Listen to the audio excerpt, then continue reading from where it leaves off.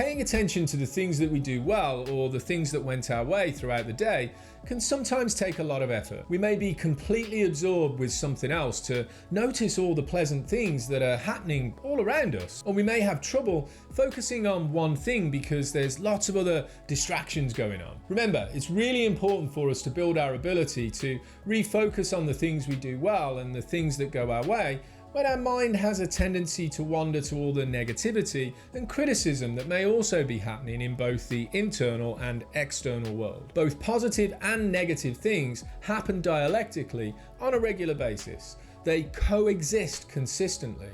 For me, I just didn't have the ability to notice what was happening from a dialectical perspective. It takes work and a conscious effort to disengage the psychological filters that are drawing our attention to the activated stories in our system. These stories cause our focus to center on the negative aspect of life in general, the childhood schema that are taken directly from our past, like mistrust, abandonment, defectiveness, and social isolation, are all contributing to the way we see the world right now.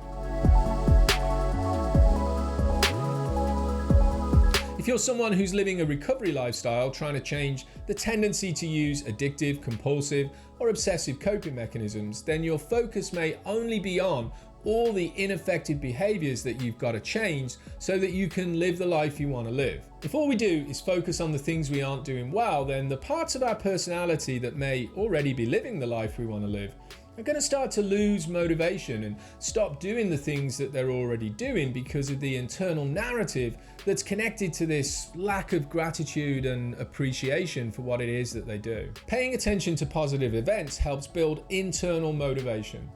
Most of us have trained our system to be driven by the instant gratification that's obtained from things in the external world. When we acknowledge what we do in a day that went the way we wanted it to go, or we recognize how we took an action that's in line with our true core values and beliefs, one that helps us to live the life we want to live, it is really important to spend some time paying attention to these things and rewarding our personality system with an internal pat on the back, showing gratitude and appreciation for the different parts that helped us to be our true authentic self. Now, don't get me wrong, this isn't an easy thing to do, as it's often the case that we can come up with a massive amount of evidence for the negative aspects of life because our system is set up to see them all around us. In fact, when we're in an activated state, our negative childhood schema can point out time and time again how the number of positive events in our life are much smaller than the number of painful events. They draw our attention to the evidence that yes, that one thing did go well,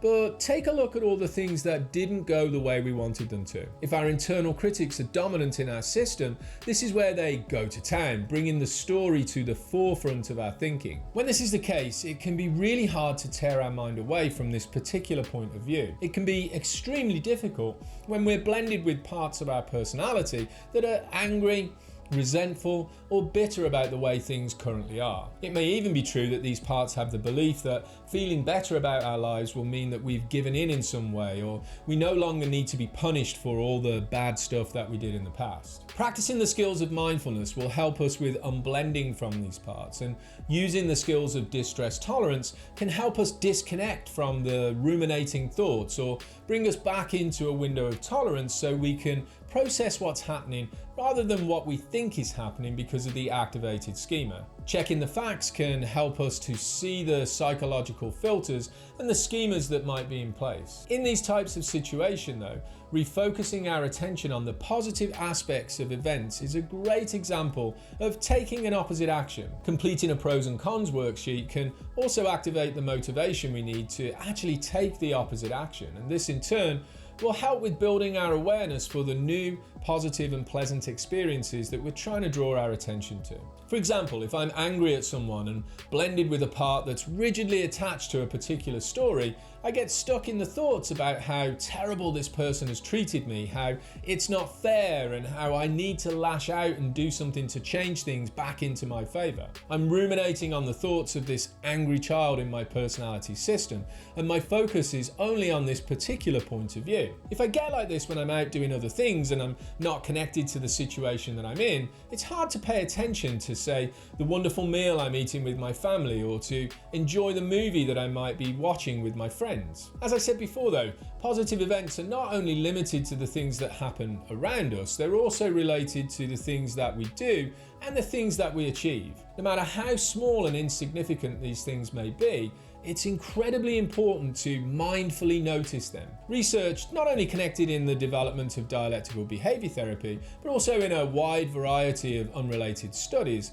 shows that paying attention to the things that we accomplish each and every day builds internal motivation to do more. We only have to look at the work of people like Andrew Huberman to find evidence for this. This well-known and world-renowned neuroscientist and professor of neurobiology at Stanford University has a number of videos and talks that are available online where he explains the way we build internal motivation by acknowledging the little wins we have every single day. So how do we shift our focus onto the things we do well so we can acknowledge their presence on a regular basis? Having a solid foundation with routine and structure can actually help. It's also really important to make sure that when we're making the effort to notice these positive and pleasant things, we do so authentically with genuine appreciation and gratitude. Mindful awareness is absolutely key.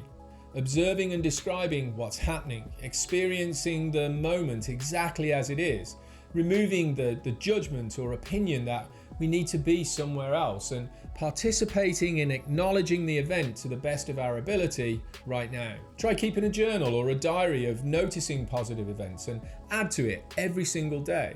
Use it to bring gratitude and appreciation to the parts of your personality that are living the life you want to live right now. Learning the skills of DBT in combination with schema therapy gives us the ability to notice our childhood stories and disengage from the filters that only allow us to see the world from the subjective and rigid point of view of the past. For me, paying attention to positive events has been an essential part of my daily routine for a really long time now. So much so that I hardly notice that I do it because it happens subconsciously. It didn't start that way though. In the beginning, I built it into my daily one mindful activities where I would pay attention to the moment and notice how enjoyable and pleasant these experiences were. It progressed into a deliberate action in my nighttime check-in where I would purposely pay attention to my accomplishments, acknowledging the parts that helped me achieve the things that I'd achieved throughout the day, no matter how small other parts of my personality judge these things to be. In the PDF at the bottom of the website page that's attached to this video,